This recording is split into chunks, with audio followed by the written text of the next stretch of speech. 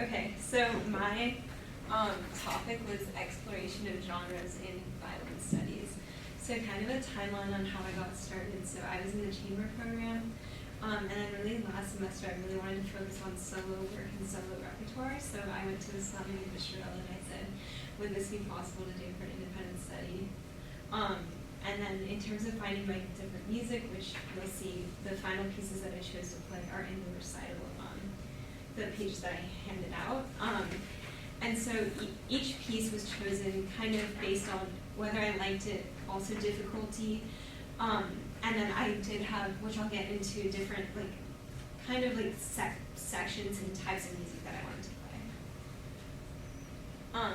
So just as an overall statement, this semester I learned how violin music changes across different genres and time periods through how you play it. So the main questions that I asked was, how does the way we play violin change depending on the time period or genre? And then the sub-questions I had were, how does musical genres evolve over time? What defines each genre? And how does expression and technique change?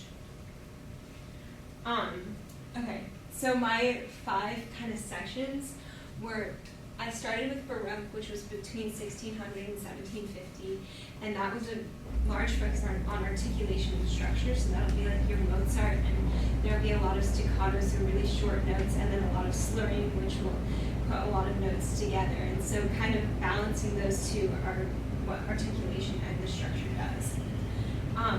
The next is classical, which is a lot about clarity and phrasing, so you have measures in music, but sometimes phrases last for multiple measures, and you have to portray that through your playing to show like where the piece is going.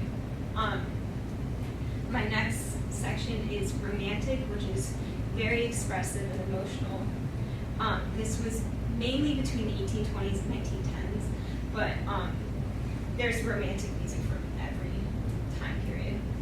And then I worked a little bit with modern music, but that was it was number one, difficult to find super modern, so it was more from the 1900s, just because the really modern pieces are very different than classical violin music.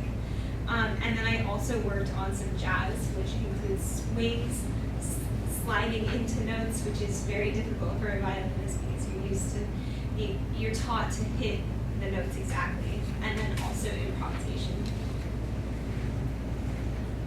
So what I learned is that the style does change everything about a piece. So if you play a style differently than how it was written, it's going to sound very different, and the whole idea and concept of the piece will go in a completely different direction. Technique and expression are connected, so you can't really show a lot of expression if you don't have good technique. So that is one thing Ms. Fleming and I worked a lot on, was a lot of technique and exercises. And then I also learned how to approach new and harder music. We did a lot of listening. You might think playing music you would just be playing all the time, but you do a lot of listening, and you have to listen to a lot of different versions of music because everybody plays it differently. Some of my challenges were switching between styles, like jazz to classical, because they're so different. Some unfamiliar techniques were improv. There was one class where me and Ms. Fleming went into Dr. Watts' room, and we worked on jazz the entire class, and it was definitely very difficult. He gave me a sheet of paper, had me play through it once, and then took away the sheet of paper and made me improv, which, as a classical violinist, that was very difficult.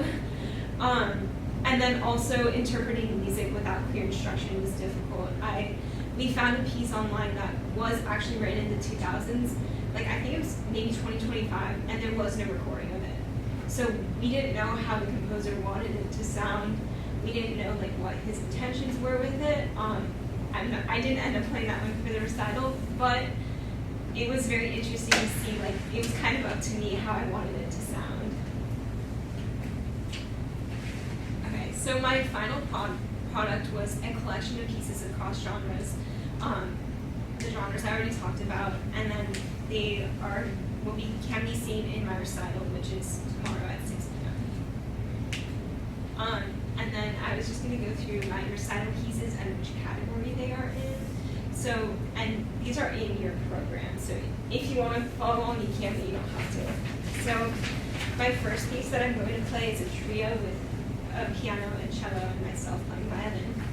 It was composed by Wolfgang Amadeus Mozart in 1783, and it is a classical piece. And then the next piece I play is also classical from 1817. It's a sonata written by Schubert. After that, I move on to a Baroque piece called Largo by George Frederick Handel, and he wrote it in 1738. After I play the Baroque piece, I move on to Romantic, where I play Sonnet d'Amour, written by Edward Elgar, and it was composed in 1888. Then I completely shift tones, and I play a jazz piece, and it was composed in 1930, but it was written by Jimmy McHugh and Dorothy Fields, but the thing about jazz is everybody has their own interpretation, everybody has their own version, so the version that I'm playing is not directly from him, but the concept is by Jimmy McHugh and Dorothy Fields. And then I play another romantic piece, which was from 1886 by Caesar Franck. It's called Sonata in A Major, and then I go on to Schindler's List theme, which is my modern piece. It was written for the film Schindler's List. It's a very dramatic and lyrical song. And then I play Romance, which is a romantic piece, composed in 1915 by Jean Sibelius. And I conclude the recital with What a Wonderful World, which is a pop and jazz piece.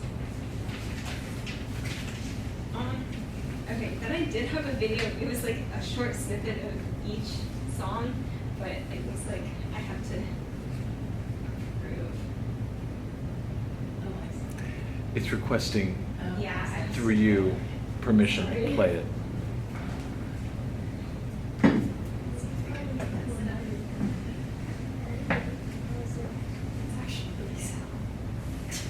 It's like 10 seconds. No, I know, but like.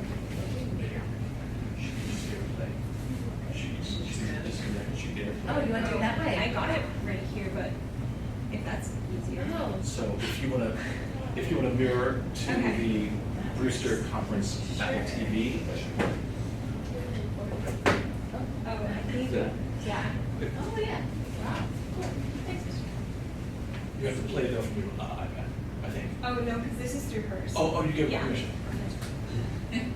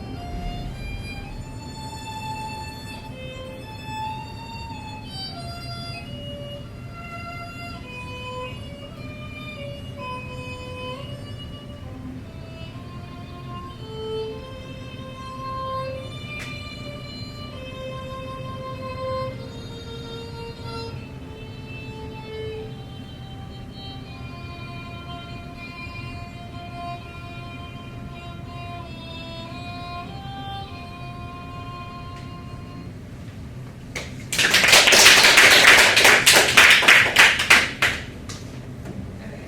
That's all I have. Do you have any questions? Avery?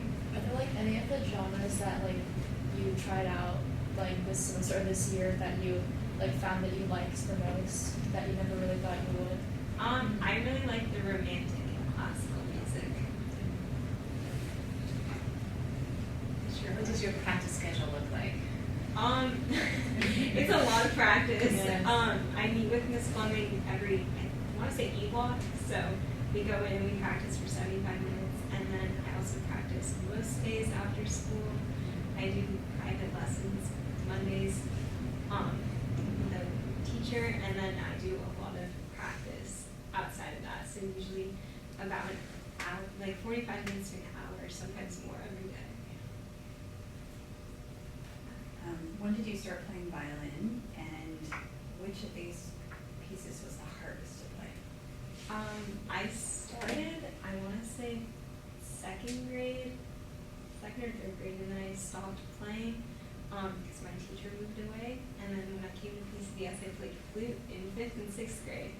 And then because of COVID, I switched back to violin, and I played violin pretty much constantly since 7th grade. And then the hardest piece was definitely the Schubert. Well, I guess probably Schubert, although I would say the jazz piece was very difficult for me. Not technically difficult, like in terms of technical style, but it was difficult because I'm not used to playing jazz. But the Schubert was very difficult because there's a lot of really high passages with a lot of very fast shifting. I really don't know if anybody knows the answer to this question, but just in case you have some insight, like I've always wondered why classical music is the term most people use for literally anything instrumental, even though it's like a kind of a short period of history. Yeah. Like, do you have a thought about that? I think it has to do with how we're taught music. We're taught very like strict, like this is a quarter note, this is how you, like for a violinist, this is how you bow, this is staccato. I think classical kind of refers to the fact that when you're playing classical, it's very strict and conformed. So I think that might have to do with it. Okay, that actually makes a lot of sense. So thanks for that thought. Great job, Audrey.